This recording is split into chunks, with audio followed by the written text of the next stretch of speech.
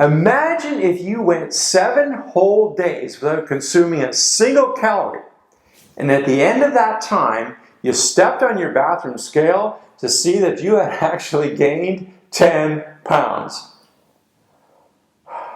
Now, would that shake your confidence or what? Well, that's exactly what happened to theoretical physicist and weight loss scientist Carl Johnson in 2016 when he put himself on a total fast for 1 week. Now, based on his understanding of human body fat as well as his personal knowledge of his own metabolism, he fully expected to lose exactly 4 pounds of fat by the end of his fast. But when he stepped on the scale 7 days later, he was actually 10 pounds heavier. So what the heck happened? Well, to replace eating any food for those 7 days and to keep his stomach from incessantly growling all day long, Johnson drank copious amounts of 0-calorie iced tea with lemon.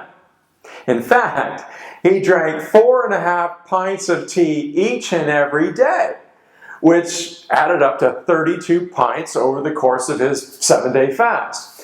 And since each pint of tea weighs a pound, he drank a grand total of 32 pounds of tea. So here's the thing. Our bodies are roughly 60% water. And when Johnson began his fast, he was carrying about 120 pounds of water weight. Now, naturally, our bodies have several ways of disposing of water, primarily urination, sweating, and exhaling water vapor in our breath, which is exactly what happened to 22 of those 32 pounds of tea Johnson drank, which left him with an extra 10 pounds of water at the end of the week. But then the most interesting thing happened. In the weeks following his experiment, his brain and metabolism gradually disposed of those extra 10 new pounds of water, and his scale actually did drop. And get this, not only did he return to his original weight, but he shed 4 additional pounds, which was exactly what was supposed to happen. And mind you, this extra 4 pounds was pure fat loss, not water.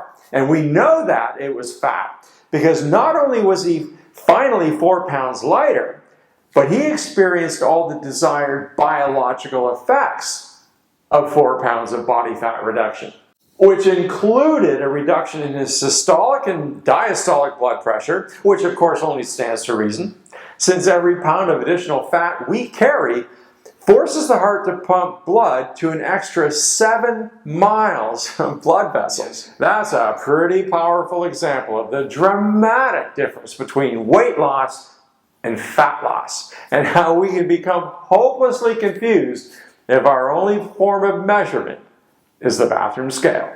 But the take-home message is really this. When you know what you're doing, and when you understand the science of health, fitness, and weight loss, when you set out to lose weight and improve your body composition, you will know how to stay on course rather than throw up your hands in complete frustration when your timetable and nature's timetable don't necessarily line up. That's why weight and health mastery is so critically important to long-term success. So if you're trying to shed some excess fat, that's great, but give yourself every opportunity to succeed. And of course, that must begin by understanding that you cannot track your progress using a bathroom scale alone. Because if you do, you might get so confused and so disheartened that you may just very well give up.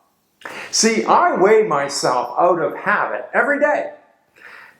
And I always feel a momentary shot of joy if it's down from the day before. Or conversely, I'll be disappointed if I'm a few pounds heavier than the day before. It's a natural reaction. So I too have to constantly remind myself that the only thing that matters is body composition. As for weight and what the bathroom scale declares from one day to the next, who cares? Because your bathroom scale cannot distinguish between what really matters and what doesn't. Thanks again for watching, and I'll see you next time.